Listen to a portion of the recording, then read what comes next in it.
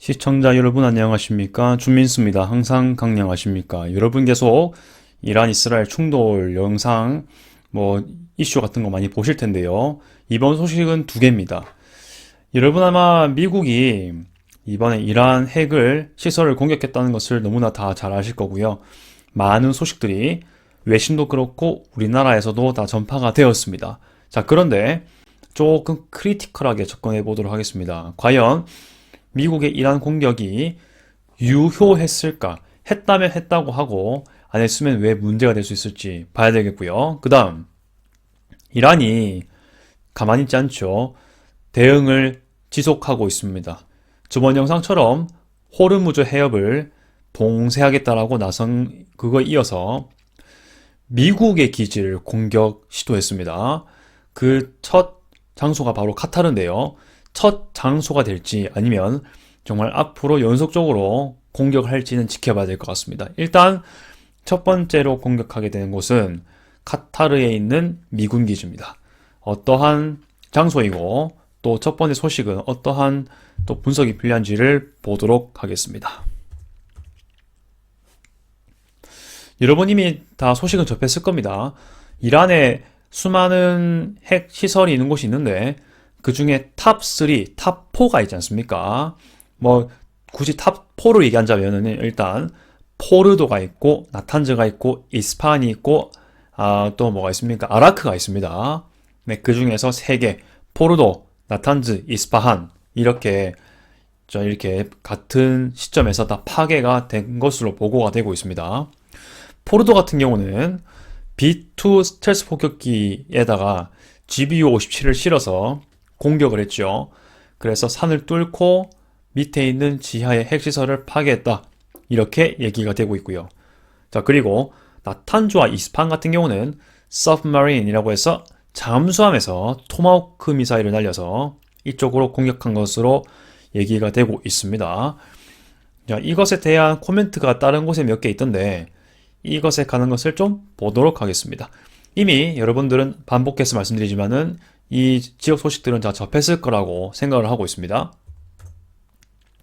네, 예루살렘 포스트에 있는 내용을 좀 가지고 왔는데요. 트럼프 대통령이라든지 이스라엘이라든지 여러 가지 나라의 외신을 봤을 때 성공적으로 파괴했고 성공했다. 아주 큰 성과를 거두었다. 평화가 찾아왔다. 이런 얘기를 하고 있습니다. 기정사실화된 영역이긴 하지만 좀 더 봐야 될 내용이 있다. 말씀을 드리겠습니다. 소식통들이 봤을 때 나탄즈 핵시설 파괴 이 소식 얘기했었죠.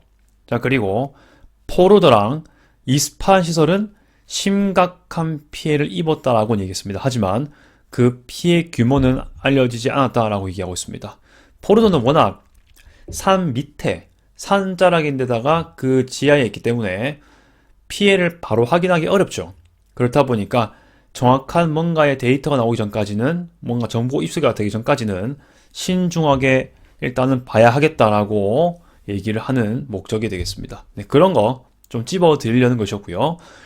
지금 파괴되자마자 다 파괴되었어요 라고 모든 걸 정확하게 파악하는 거는 포르도 시설의 지리적 위치상으로 쉽지가 않다라는 겁니다. 네, 그런 것들은 좀 시간이 지나야 확인이 가능하지 않을까, 네, 그렇게 생각이 됩니다.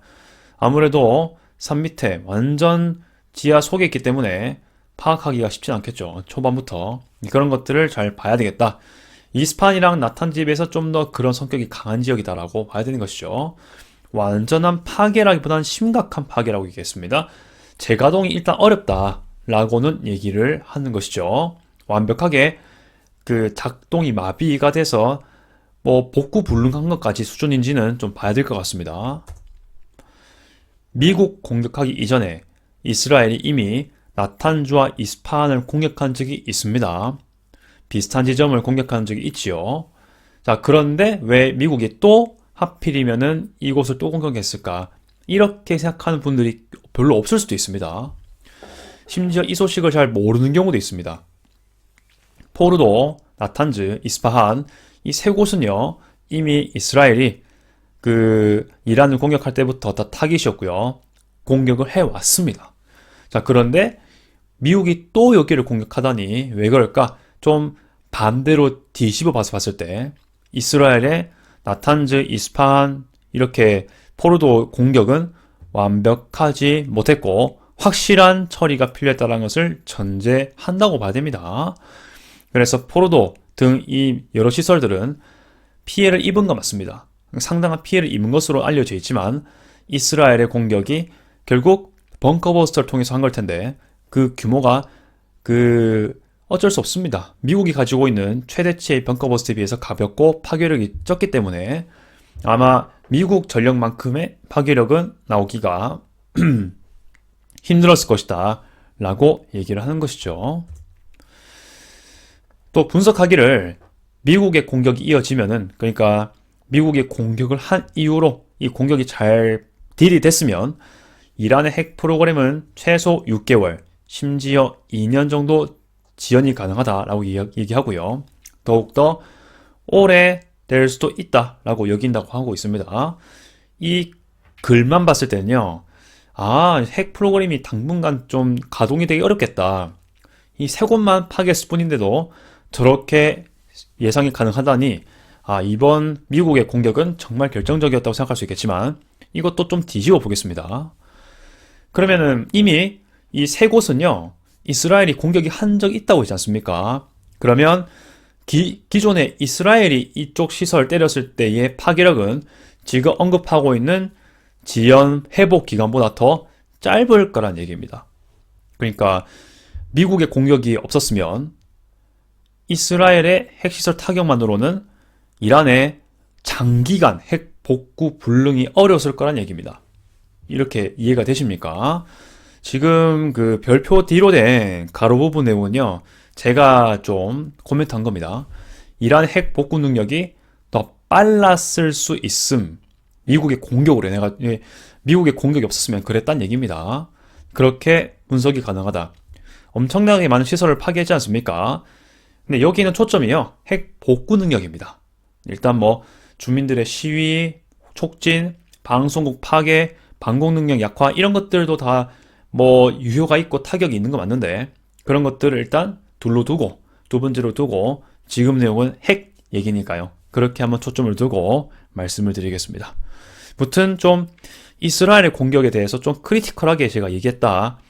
제가 예전 영상에서 이스라엘의 이 공격 움직임이 좀 시기상조 느낌일까로 얘기했었던 적이 있죠. 그게 왜냐하면요, 이미 알고 있었거든요. 미국이 일단 GB-57 같은 이 벙커버스터가 결국 이란의 핵시설을 완벽하게 암벽에 가까운 수준으로 파괴할 수 있다는 것을 이미 많은 외신에서 얘기했고요. 저도 소식을 접했지 않습니까?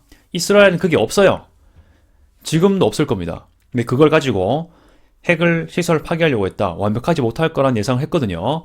그래서 그때는 미국이 공격하는 거 몰랐으니까 이제 미국과 전략적인 교류나 어떤 그런 회의를 통해서 혹시나 이스라엘이 공격을 개시했지만은 혹시 미국의 힘을 빌리려나? 벙커버스터를 좀 빌려가지고 이러한 고민을 좀 한 적이 있는데, 결국 미국이 선택한 카드는 미국이 직접 폭탄을 들고 벙커버스터를 들고 이란을 공격하는 그런 시나리오가 되었던 것이죠. 한때 생각했던 게 이스라엘이 그 B2랑 벙커버스터 그 GB-57을 좀 가져와서 이스라엘이 좀 공격할까? 이런 생각도 해본 적은 있거든요. 하지만 일단 역사는 미국이 직접 공격하는 걸로 이어지게 되었습니다.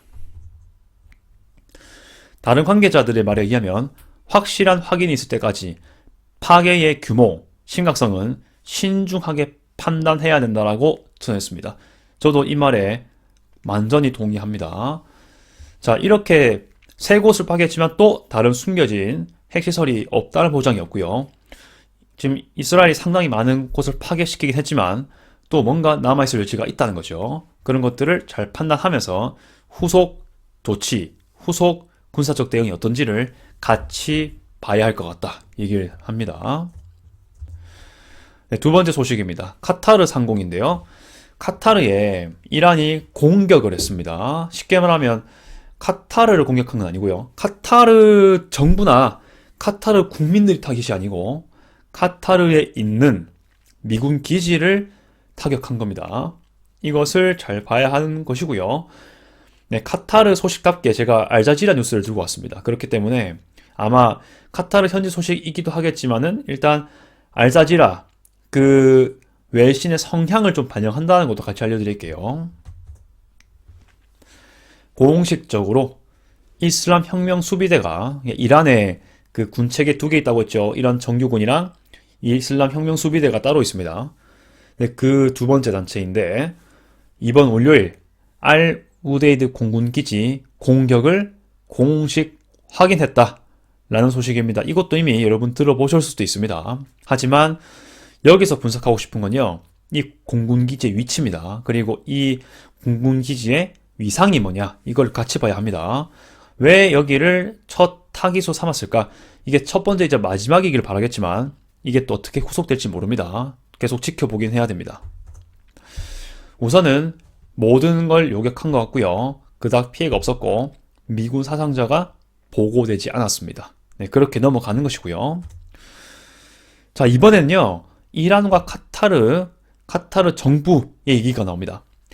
이란과 카타르는 형제 관계이다. 카타르 정부는 오히려 자신의 영공으로 미사일을 날린 이란을 공격하는 게 아니고 이스라엘과 미국의 이란 공격을 규탄했다. 이렇게 얘기하고 있습니다. 카타르는요. 엄밀히 말하면 이란하고도 엄청 친하다고 보기 어렵고요. 사우디하고도 엄청 친하다 보기 어렵습니다. 카타르는 엄밀히 말하면은 마이웨이 외교를 하고 있습니다. 그 바다 건너의 이란과 뭔가 그리고 이 미국과 좀 커넥이 강한 사우디하고의 그 중간 줄다리 외교를 하고 있는 성향이 있거든요. 네, 그런 배경에서 알자지라 뉴스도 같이 탄생하는 것이죠.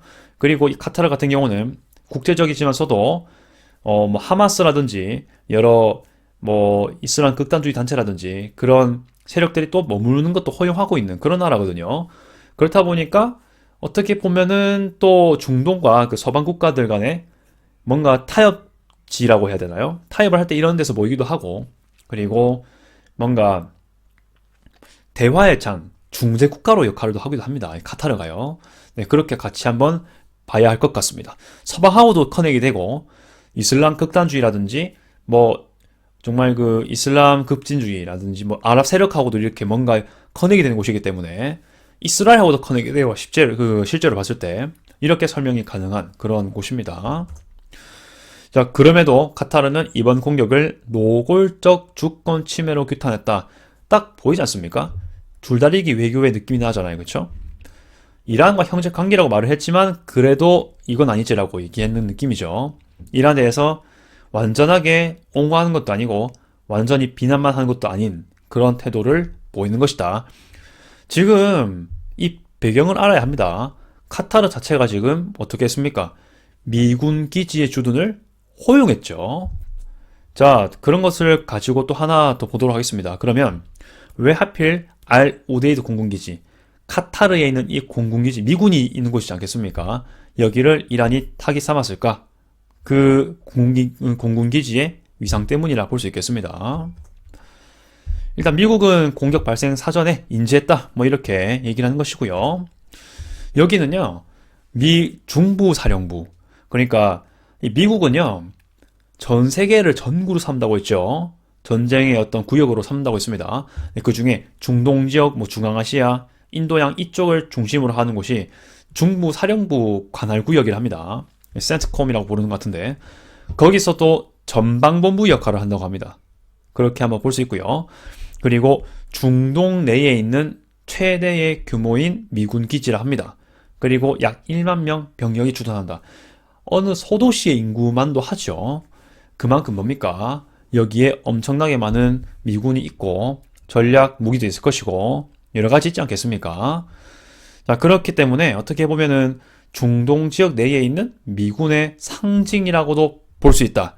이렇게 판단까지 할 수 있죠. 전략적인 중요성도 같이 띄고 있다. 라고 볼 수 있고 이란 여기를 공격한 것은 우리가 지금 미국이 이 중동 특히 걸프 지역에 있는 가장 큰 기지를 공격한 건데 앞으로 다른 자잘한 기지도 각오해라. 이러한 느낌일 수도 있어요. 그건 바로 제가 그냥 느낀 느낌인 것 같은데 일단 이란은 그런 식으로 먼저 공격받았으니까 우리도 이제 미국에게 공격할 여지가 있다. 이렇게 뭔가 남 카드들을 마구마구 쓰고 있는데 그것을 일단 미군 기지로도 쓰고 있는 영역입니다. 자, 코멘트를 한 개 더 하겠습니다. 이걸 봐야 돼요. 자, 지금 이란은 카타르 국민들을 겨냥하지 않았습니다. 이거를 좀 뉘앙스를 풍기고 있거든요. 그런데 뭐 탄도미사일 정확성을 어떻게 따져야 할지 모르겠지만 이건 맞습니다. 이게 지도지 않습니까? 이 사우디아라비아이고요. 카타르입니다. 자, 그리고 여기가 바레인이죠.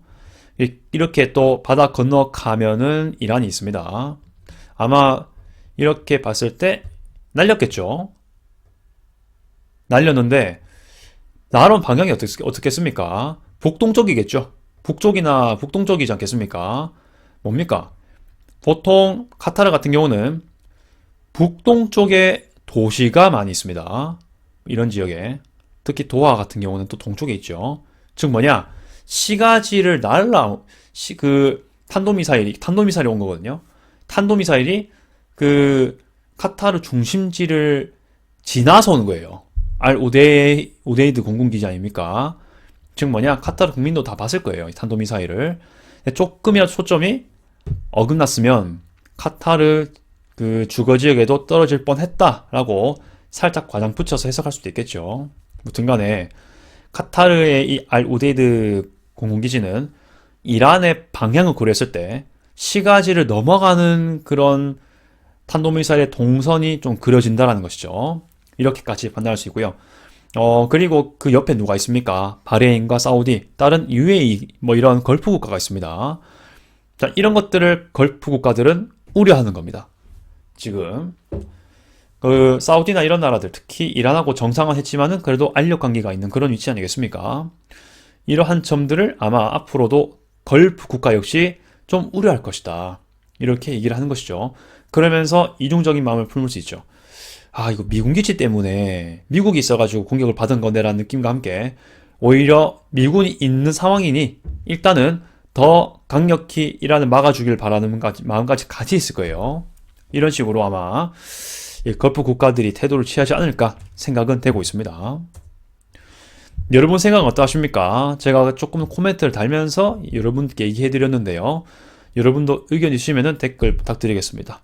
자, 그리고 호르무즈 해협 관련해서요. 제가 댓글로 달긴 했는데 호르무즈 해협은 결국 이란과 오만이 같이 경유하는 곳입니다. 같이 공유하는 해협이거든요. 그렇다 보니까 이 호르무즈 해협은 워낙 뉴스나 뭐 소식에서 이란만 말하니까 이란만 영유하는 그런 해협으로 이해가 된다고 생각할 수 있는데 절대 아니죠. 한쪽은 이란인데 나머지 반대쪽은 오만이 있습니다. 그렇기 때문에 이란 단독 행위로 해협을 봉쇄하기는 사실 원칙상으로는 어렵다라는 말씀을 드려야 할 것 같습니다. 사실은 뭐 보스포러스 해협 같은 경우는 보스포러스 해협 아시죠? 튀르키예 쪽 있지 않습니까? 거기 같은 경우는 양쪽 다 튀르키예입니다. 그래서 아마 이란하고 오만에 있는 호르무즈 해협하고는 좀 상황이 다르죠. 아무튼 비교 한번 해드리고 싶어서 여러분들께 좀 더 첨언해서 말씀드렸습니다. 끝까지 시청 감사드리고요. 앞으로도 유의미한 소식이 있으면 전파하도록 하겠습니다. 이상 아디오스.